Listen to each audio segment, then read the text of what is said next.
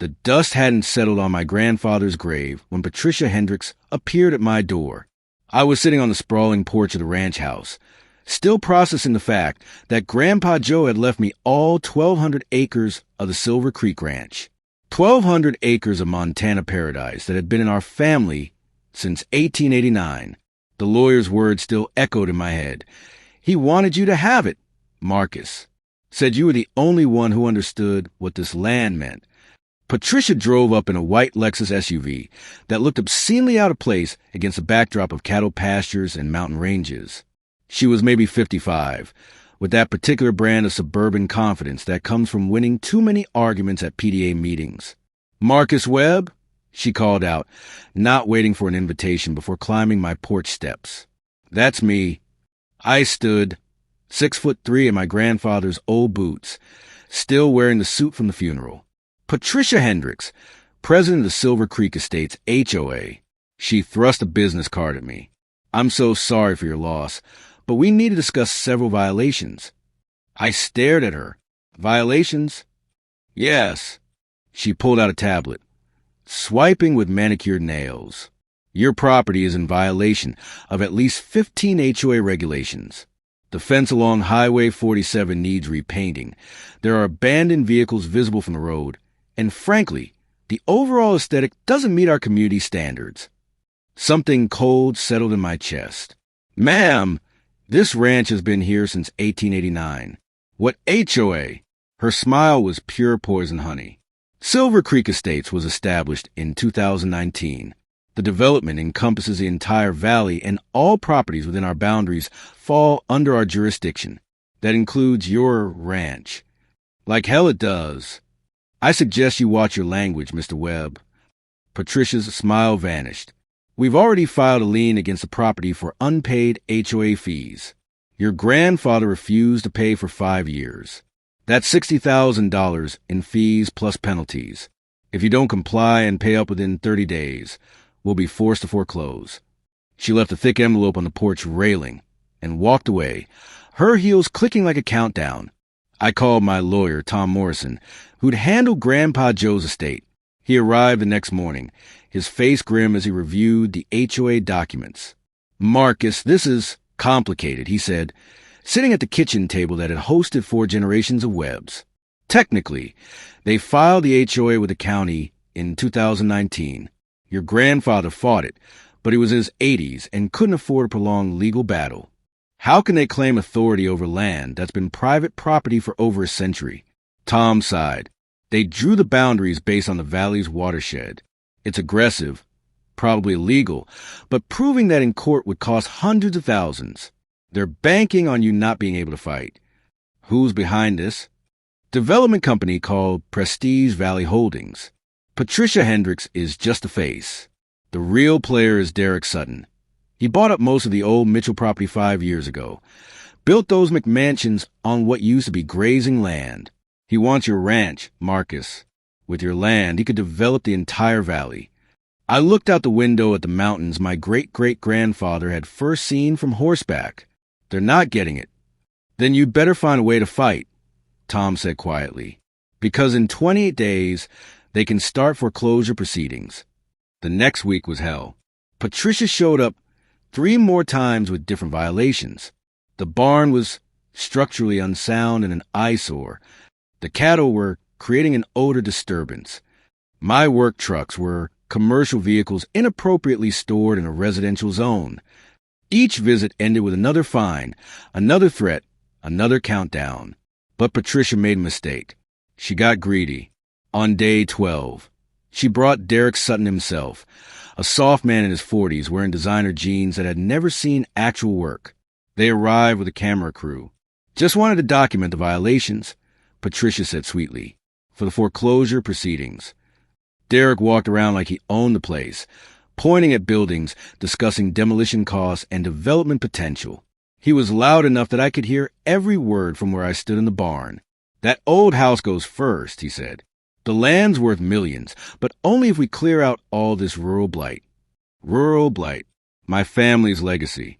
I pulled out my phone and started recording. Derek kept talking. "The beauty is, With the HOA foreclosure, we get it for basically nothing. 60 grand in fees, maybe another 100 in legal, and we'll own 1,200 acres worth 15 million minimum. Patricia, you're looking at a bonus that'll buy you that beach house you wanted. Patricia laughed, not noticing me approaching. We just had to wait for the old man to die. This kid doesn't have the money to fight us. Excuse me, I said loudly. They spun around. Derek's face flushed when he saw my phone. You can't record us without permission. Actually, Montana's a one-party consent state, and you're on my property. I smiled, but thanks for the confession about HOA fraud. Patricia went pale. We didn't. You admitted on camera that you're using a fake HOA to steal property through fraudulent liens. I looked at Derek. That's a federal crime, buddy. Wire fraud, conspiracy, probably a few others. Derek tried to bluster. You've got nothing. That won't hold up. Maybe not alone. I agreed. But here's the thing. I've been doing some research this week. You know what I found? I pulled out my own folder, one I'd been compiling with Tom's help. Turns out, when you filed the HOA, you claimed this was all residential development. But according to county records, this ranch has agricultural zoning that's been continuous since 1889.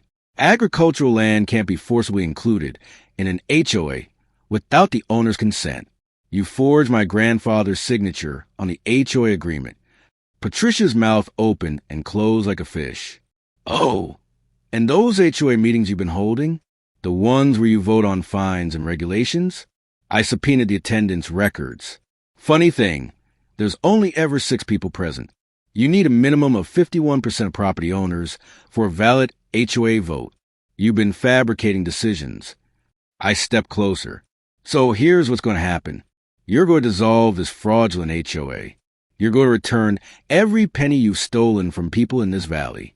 And then you're going to pray I don't press charges. You can't prove any of that, Derek snarled. I held up a thumb drive. Tom's already filed everything with the FBI and the state attorney general. Turns out you've been running the scam for 5 years across 3 counties. That's not just fraud anymore. That's a criminal enterprise. RICO charges Derek. You're looking at 20 years minimum. The color drained from his face. Patricia found her voice shrill with panic. We can work something out. We'll drop the liens. You'll leave, I said coldly. You'll get off my property. And if I ever see either of you in this valley again, I'll make sure every news outlet in Montana knows exactly what you tried to do. They practically ran to their vehicles. 3 weeks later, I stood in the same county courthouse where my great-great-grandfather had first registered the ranch deed. The judge, a woman in her 60s who'd grown up on a neighboring ranch, read through the case with barely concealed anger. This court finds that Silver Creek Estates HOA was fraudulently established through forged documents and false pretenses, she declared. All liens are hereby dissolved. All fees returned to affected property owners. Furthermore, I'm recommending criminal charges against Derek Sutton and Patricia Hendricks for fraud, forgery, and extortion. She looked directly at me. Mr. Webb, your family's ranch is secured. No HOA can touch it. Outside the courthouse, Tom clapped me on the shoulder. Your grandfather will be proud. I looked at the mountains in the distance, thinking about all the generations who'd fought to keep this land. He taught me something important. You don't win by having the most money. You win by knowing when someone's underestimated you. My phone buzzed. It was a message from other valley landowners, ranchers and farmers who'd been quietly suffering under the fake HOA's tyranny. They wanted to meet to thank me to make sure this never happened again. I drove back to the ranch as the sun set, painting the mountains in shades of gold and purple. The cattle were grazing peacefully. The old barn stood solid and proud. The house my great-great-grandfather built still welcomed me home. Patricia and Derek had seen 1,200 acres as dollar signs, as rural blight, to be erased for profit. They counted on me being too young, too broke, too intimidated to fight back. They'd forgotten that the land teaches you to be stubborn. That legacy isn't measured in property values, but in the willingness to stand your ground when someone tries to take what's yours. I pulled up to the porch where this had all started and sat in my grandfather's rocking chair. Tomorrow I'd start repairing the fence, not because some HOA demanded it, but because it needed doing. I'd repaint the barn, fix the trucks, and continue the work of ranching that had sustained my family for over a century. The HOA had tried to take everything. Instead, they'd lost it all: their scam, their credibility, and their freedom. And the Silver Creek Ranch? It would stand for another 100 years, long after Patricia and Derek were forgotten.